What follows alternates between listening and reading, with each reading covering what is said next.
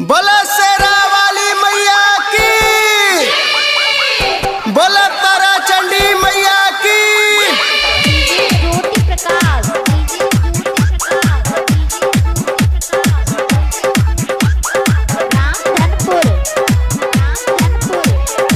Mix by Bablu Jaiswal, Bablu Jaiswal, Bablu Jaiswal.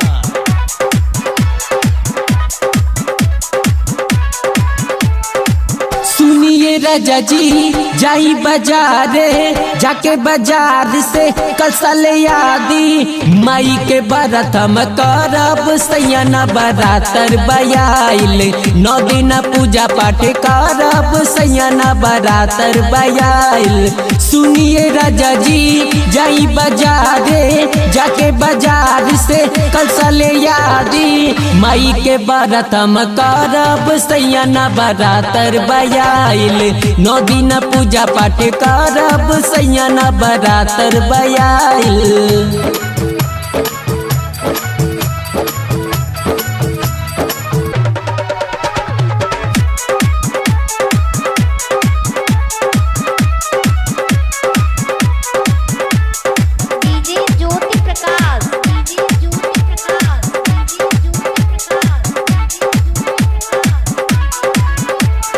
पहिला में भूकल बानी नमीना बारात हो, कहतानी बात जाऊं सुनीला तू आज हो, कहतानी बात जाऊं सुनीला तू आज। हाँ पहिला में भूकल बानी नमीना बारात हो, कहतानी बात जाऊं सुनीला तू आज हो।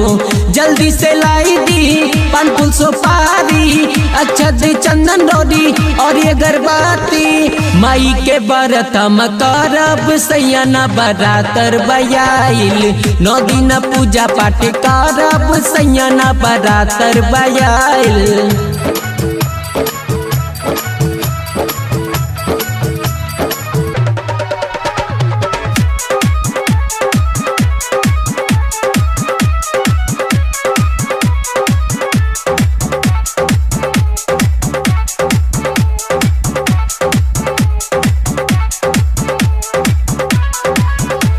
नौमी के दिन हलवा पूरी बनाइब, 9 गो कन्या बुला के भोगवा लगाइब, 9 गो कन्या बुला के भोगवा लगाइब। हाँ नौमी के दिन हलवा पूरी बनाइब, 9 गो कन्या बुला के भोगवा लगाइब। साथ में आ जाइए भैरोजी भैया, उनके आसन लगा के भोगवा लगैया।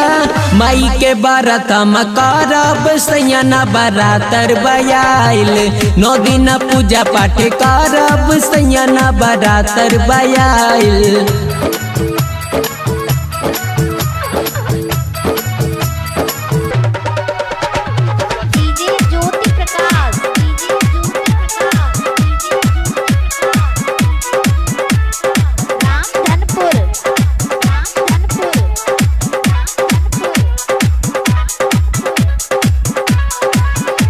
शिवानी के रज मैया सुनीला हमेश हो, धर्मेंद्र शुभम ऊपर ध्यान रख हमेश हो, धर्मेंद्र शुभम ऊपर ध्यान रख हमेश हो। शिवानी के रज मैया सुनीला हमेश हो, धर्मेंद्र शुभम ऊपर ध्यान रख हमेश हो।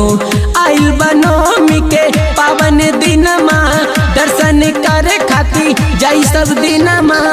माई के बारात हम करब सैया बरातर बयाइल। 9 दिन पूजा पाठ करब सैया बरातर बयाइल। सुनिए राजा जी जाई बाजारे, जाके बाजार से कलसल यादी माई के बारात हम करब सैया बरातर बयाइल।